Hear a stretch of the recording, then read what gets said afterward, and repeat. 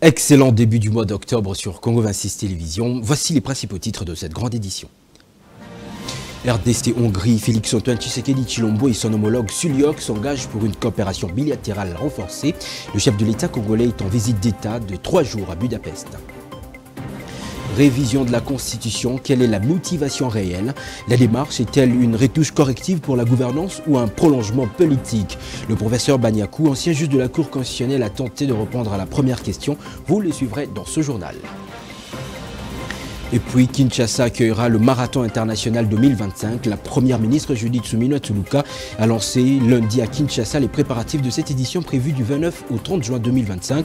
Le gouvernement entend promouvoir le secteur de la santé, le sport et le développement. Voilà tout pour les grandes lignes. Madame, Messieurs, bienvenue.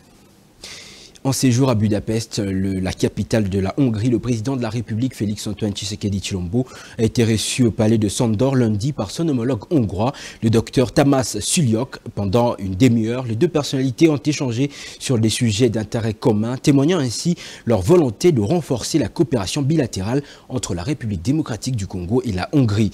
Détail dans ce récit d'Ebenezer Bwanga Wenamoyo.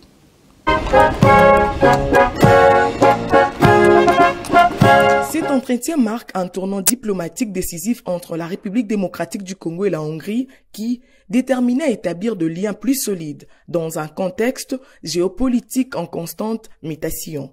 Cette démarche s'inscrit dans la vision globale du président de la République, Félix-Antoine Tshisekedi Tshilombo, de renforcement de partenariats internationaux visant à positionner la RDC comme actrice clé sur la scène internationale tout en tirant parti des opportunités offertes par l'Union européenne sous la présidence hongroise.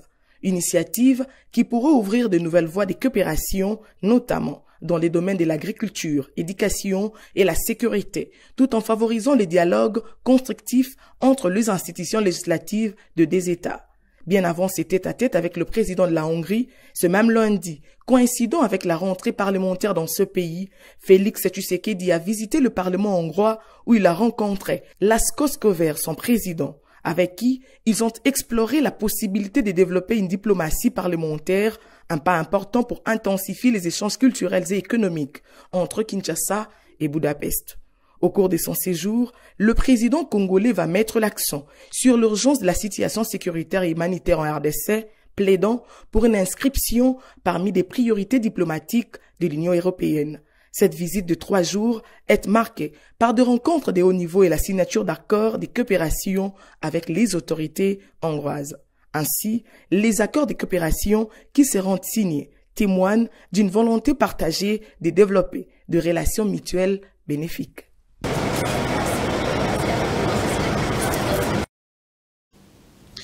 La RDC et la République du Congo privilégient le dialogue et la concertation au sujet de leurs frontières communes. C'est le sens qu'il faut donner à la tenue à Kinshasa de la 9e session de la commission technique mixte, une session axée sur les questions liées à la délimitation, la démarcation et la coopération frontalière entre les deux pays sous l'égide de leur ministre de l'Intérieur. Suivez le ministre de l'Intérieur et Sécurité lors du go de ce travaux dans cet extrait choisi par Ebenezer Bwanga Wenamoyo. L'objectif de cette session se focalise donc sur la réception du rapport de construction des bornes sur 20 km dans la région de Manyanga et la programmation de la poursuite des travaux sur 150 km en vue de respecter les délais butoirs fixés à l'an 2027 pour que les frontières interafricaines soient délimitées et démarquées. Excellences, Monsieur le Ministre, Excellences, Messieurs les ambassadeurs, aussi, concernant la poursuite de l'exécution de la feuille de route arrêtée à Ngabé par la commission technique des experts et particulièrement le budget de démarcation de 150 km, mon gouvernement s'emploie à sa mise en œuvre. Distinguées personnalités, très chers experts, l'exercice de démarcation n'est pas destiné à construire des murs pour séparer les populations qui vivent le long de la frontière commune où bon nombre ont des liens de famille. Il a cependant pour finalité de montrer d'une manière permanente la limite de séparation de la souveraineté des deux États sur le terrain, de manière à permettre aux administrations des deux pays de mieux contrôler les mouvements des populations et assurer une bonne administration des territoires respectifs. C'est de cette manière qu'il sera possible de réduire le nombre d'incidents le long de notre frontière commune et aussi de promouvoir les activités économiques et la coopération transfrontalière.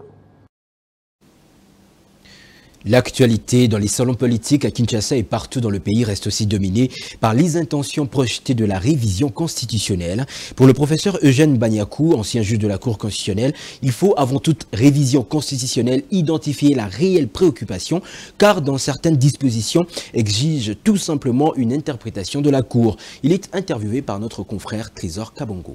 Révision constitutionnelle. Après la dernière sortie médiatique d'Augustin Kabouya, le secrétaire général de l'UDPS, qui s'est dit favorable à une révision de la Constitution, les réactions fusent de partout. Membre de l'Assemblée constituante qui a rédigé l'actuelle Constitution, Eugène Banyakou estime qu'il faut tenir d'un préalable la motivation réelle. Quelle est la préoccupation, parce que moi je ne veux pas entendre ce que Kabouya dit, quelle est la préoccupation réelle pour cette révision constitutionnelle? Quelle est la préoccupation? Est-ce qu'il s'agit des omissions qui ont été constatées dans l'écriture de la loi? Et si ce n'est pas une omission, est-ce qu'il y a eu des violations pour assigner des objectifs dans la Constitution par ce qui concerne le droit de l'homme, ce qui concerne les délais d'exécution, ainsi de suite. Donc, moi, je serais plus scientifique, comme tu le dis, si j'avais quel est l'objectif, quelle est la vision réelle de cette révision constitutionnelle. Pour cet ancien juge de la Cour constitutionnelle, certaines dispositions de la loi mère appellent simplement une interprétation. Pour avoir œuvré pendant presque 4 ans à la Cour constitutionnelle, je sais qu'il y a des matières qui demandent tout simplement une interprétation. Une interprétation des juges.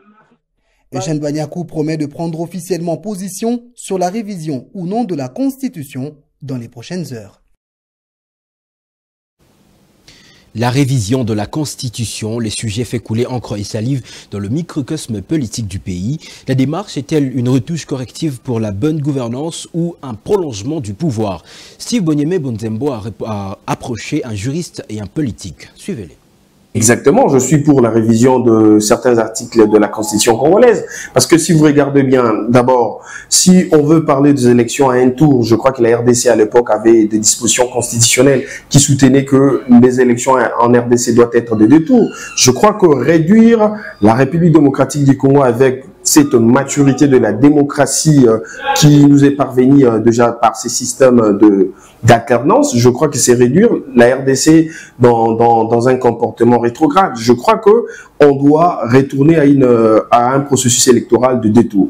Et au même moment, je crois qu'on doit changer le système de députés provinciaux. Pourquoi est-ce que les députés provinciaux doivent élire le sénateur au moment où ça s'est fait dans de billets verts? C'est l'une des questions qu'on peut facilement débattre pour que nous puissions émettre une nouvelle proposition sur la Constitution congolaise. Lorsque les traités et notre Constitution sont en désaccord par rapport à leur ratification, cela peut aussi permettre à une révision constitutionnelle parce que quoi que la Constitution elle-même prévoit dans ces articles, tel que l'article 18 et 19, donne comment on peut toucher, soit comment on peut réviser, soit amender certains articles. Je dirais pour le moment, on ne peut pas parler de la révision constitutionnelle parce que l'article 19 de la même Constitution stipule bien que au cas, là c'est une exception. C'est une exception que la loi donne. Exemple, aucune révision, là c'est l'article 19 de la Constitution. aucune révision ne peut intervenir pendant l'état de guerre, l'état d'urgence, l'état de siège, ni pendant l'intérim de la présidente de la République, ni lorsque l'Assemblée nationale ou le Sénat se trouvent empêchés de se réunir librement. Ne voulait pas se taire pour une raison qu'elle seule maîtrise le mieux.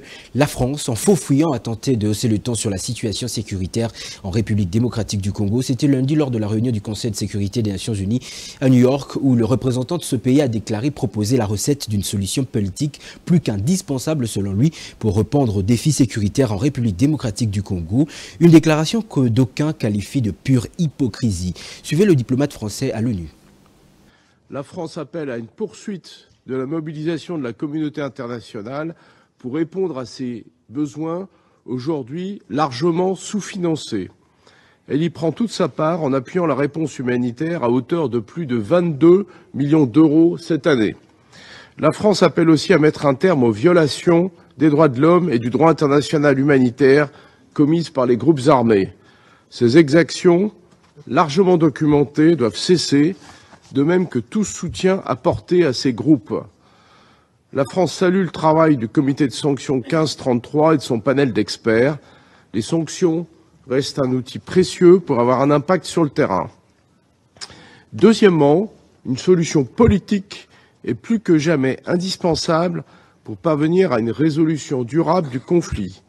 Je salue la médiation conduite par l'Angola et le président Lourenço.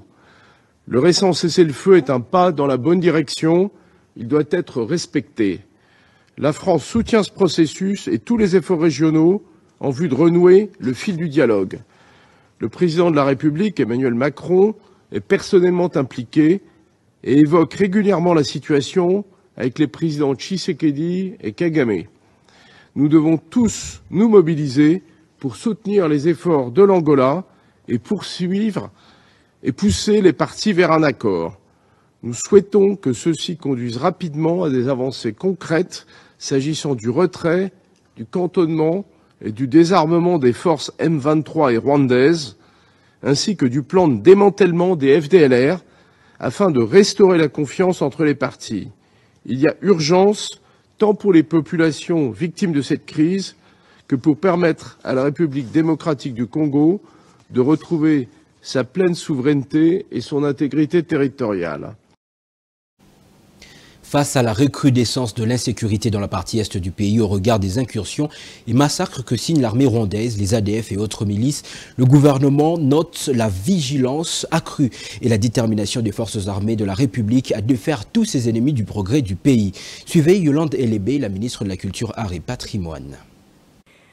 Du point 2 à alinéa 2. Situation sécuritaire. Le vice-premier ministre, ministre de la Défense nationale et ancien combattant, a passé en revue la situation opérationnelle et sécuritaire hebdomadaire, particulièrement dans la partie est du pays. Il a rassuré de la vigilance accrue et de la détermination de nos forces armées à défendre la patrie contre les ennemis de la paix, dont la coalition RDF M23, ADF MTM et Codeco dans quelques zones des territoires de Massissi et Lubero au Nord Kivu ainsi qu'en Ituri. Le vice-premier ministre, ministre de la Défense nationale et ancien combattant, a enfin évoqué la situation sécuritaire dans le Grand Bandundu avec le phénomène Mobondo, dans laquelle l'option militaire n'est pas la seule voie utilisée pour mettre un terme à ce conflit. Le Conseil a pris acte de ce rapport. Du point 2, alinéa 3. Fin de la concession FINA et reprise des actifs par l'État congolais. Au ministère de la Culture, Art et Patrimoine, la ministre Yolande Elébé Mandembo a reçu hier lundi 30 septembre à son cabinet de travail plusieurs artistes. Des musiciens et humoristes ont échangé avec la ministre sur quelques sujets importants du secteur en vue de réaffirmer le rôle central de son portefeuille comme véritable maison des artistes. Suivez le compte rendu de ce ballet artistique. C'est un jour nouveau pour la ministre de la Culture, Art et Patrimoine, Yolande Delébé, qui a accordé à ces célébrités artistiques congolaises une séance de travail, marquant un nouveau départ dans son secteur. Kofi Olomide, Félix Wazekwa, Pascal Lokwakonza, Ngiama Makanda Wiranson ont chacun placé sur la table de la ministre différentes préoccupations relatives au statut social des artistes et acteurs culturels, la pérennisation du patrimoine congolais, la problématique et la substance des artistes à travers le revenu des droits d'auteur et droits voisins. De leur côté, Ronsia Kukelukila, Ladine Zongue Sobe, Junior Mobikisi et Charlie Vu de Loin ont abordé la problématique de la mobilité des artistes humoristes. Pour la ministre, ces rencontres permettent un contact direct entre les opérateurs du secteur pour amplifier l'engagement du ministère en faveur des artistes et écouter leurs préoccupations.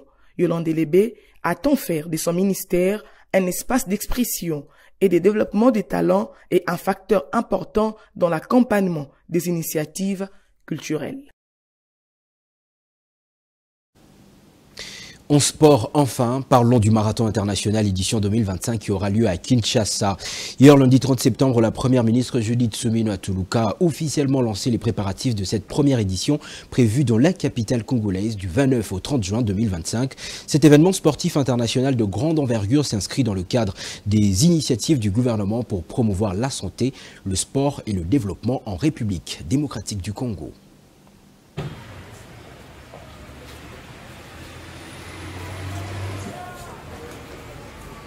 Lors de cette cérémonie de lancement de préparatifs de la première édition du Marathon international, la première ministre, Judith Suminwa Tuluka, a souligné l'importance de ce marathon pour le rayonnement de la RDC à l'échelle mondiale.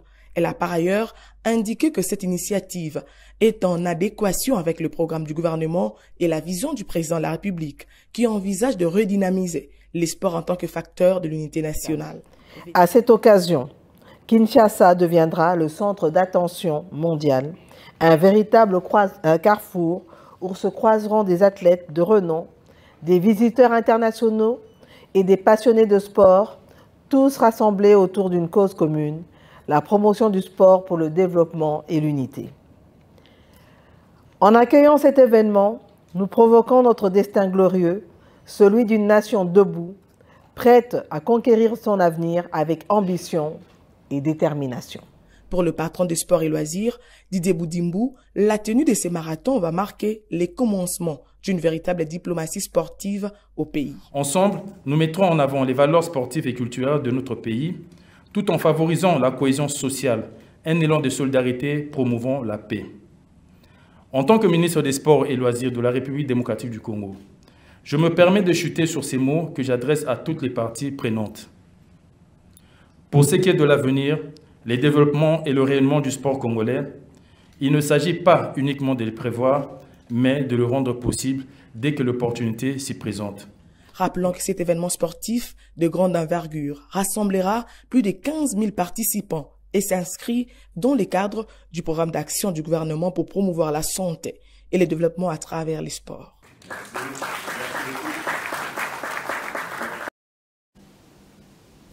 C'est complètement terminé avec cette grande édition du journal. Si vous nous avez trouvé en cours de diffusion, je vous rappelle ses principaux titres.